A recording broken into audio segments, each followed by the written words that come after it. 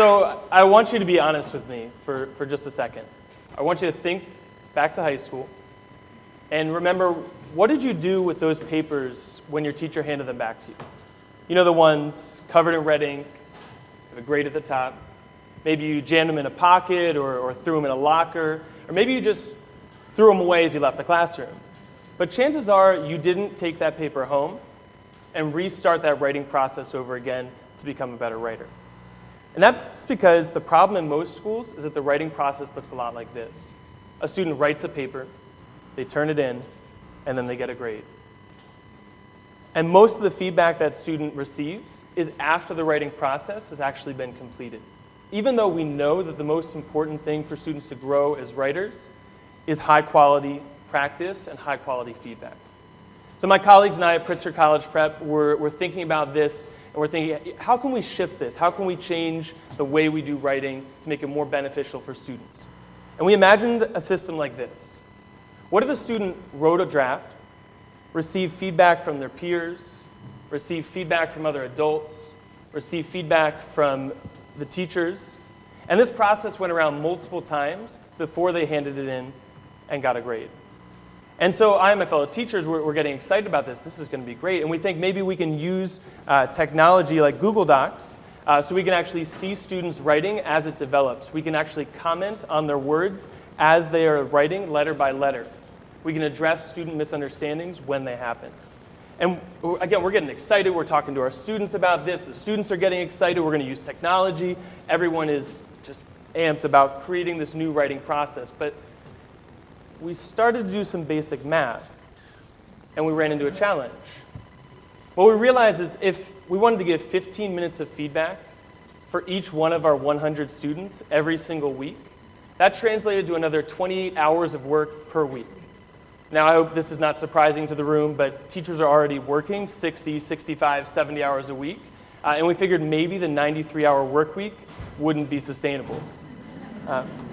So it was about this time that, luckily, I happened upon a TED Talk by Dave Eggers, who's the incredible author, that spoke exactly to this problem. And they would talk to me about this and say, you know, what we really need is just more people, more bodies, more one-on-one attention, more sort of hours, more expertise from people that have skills in English and could work with these students one-on-one. And the idea was to put McSweeney's Quarterly that we publish twice or three times a year, and a few other magazines. We were going to put that, we were going to move it into an office for the first time. It used to be in my kitchen in Brooklyn. We were going to move it into an office, and we were going to actually share space with a tutoring center. So we thought, we'll have all these writers and editors and everybody, sort of a writing community coming into the office every day anyway. Why don't we just open up the front of the building to students to come in there after school, get extra help on their written homework. So you have basically no border between these two communities. While we were renovating this place, somebody said, you know, it really kind of looks like the hull of a ship, you know? And we looked around and somebody else said, well, you should sell supplies to the working buccaneer. And so this is what we did. So it made everybody laugh, and then we said, there's a point to that. Let's sell pirate supplies. So this is the pirate supply store. So we started off with about 12 volunteers, and then we had about 50, and then a couple hundred, and we now have 1,400 volunteers on our roster. And all of them, we make it incredibly easy to volunteer. The only key thing is, even if you have a couple hours a month, those 2 hours, shoulder to shoulder, next to one student, concentrated attention, shining this beam of light on their work, on their thoughts and their self-expression is going to be absolutely transformative, because so many of the students have not had that ever before. So we said, even if you can have 2 hours one Sunday every 6 months, it doesn't matter. That's going to be enough. And so as it turns out, there's an 826 location here in Chicago, just like the ones in New York and in San Francisco. But instead of being a pirate supply store or a superhero supply store, this one is called the Boring Store. And it is a supply store for secret agents or budding secret agents. It's located on Milwaukee Avenue, and if you can't tell from the 7 bikes in the photo, it's in the heart of Wicker Park. And so it's this amazing space where they sell, you know, they sell disguises, and they sell disappearing ink, and they sell phone tapping equipment. But behind the storefront, there's this huge room where students can come without the stigma of needing extra help for tutoring every day after school. There's big tables and laptops, etc. And my gut said that the Boring Store or 826 Chicago, they probably had volunteers that had worked with them in the past who might have moved away, or maybe their work schedules changed. And I knew that my students coming from the west side of Chicago might not be able to get to Wicker Park each day for extra tutoring help.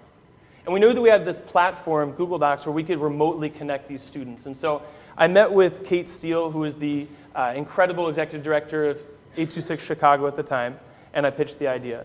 What if we could connect these tutors who still wanted to serve with my students who still need the help, to give each of them that one-on-one feedback that they deserved?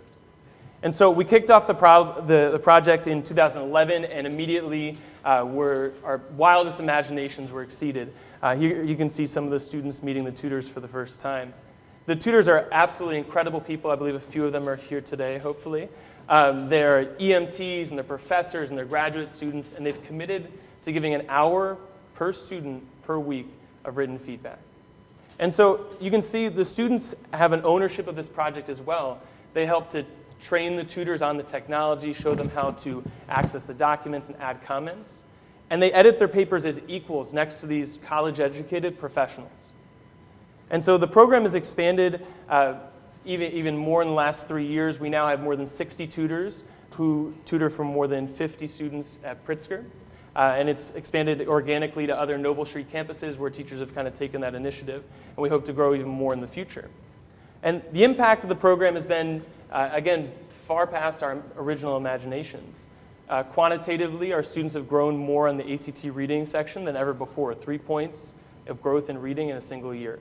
More students are passing the AP World History exam than ever before. 50 out of 57 students scored a 2 or above in 2012. But more importantly, qualitatively, our students are building relationships with college-educated professionals who they might not have otherwise had contact with. They're commenting as equals, and they're professionals engaged in a writing process, and all of the written feedback that they receive happens before they earn a grade. And so I leave you with a challenge. To teachers, I challenge you to extend out past the 4 walls of your classroom and to directly engage your community in the rigorous work that your students do every single day. There are dozens of nonprofits, there are hundreds of graduate school classrooms, there are thousands of citizens of our city who are ready and willing to serve. They just need to be called on. And to those of you who work outside of a classroom, I challenge you to become engaged within one, whether it be by volunteering with 826 Chicago or by calling up that teacher you know, maybe one in this room, and saying, I can help for an hour a week tutoring a student on homework. Because, as Dave Eggers so eloquently put it, our schools need you, we teachers need you, the parents and my students need you. They need you to shine that light on them, one individual interaction at a time. Because some of my students just don't know how amazing they are, and you can help them see that. We hope you'll join us. Thank you.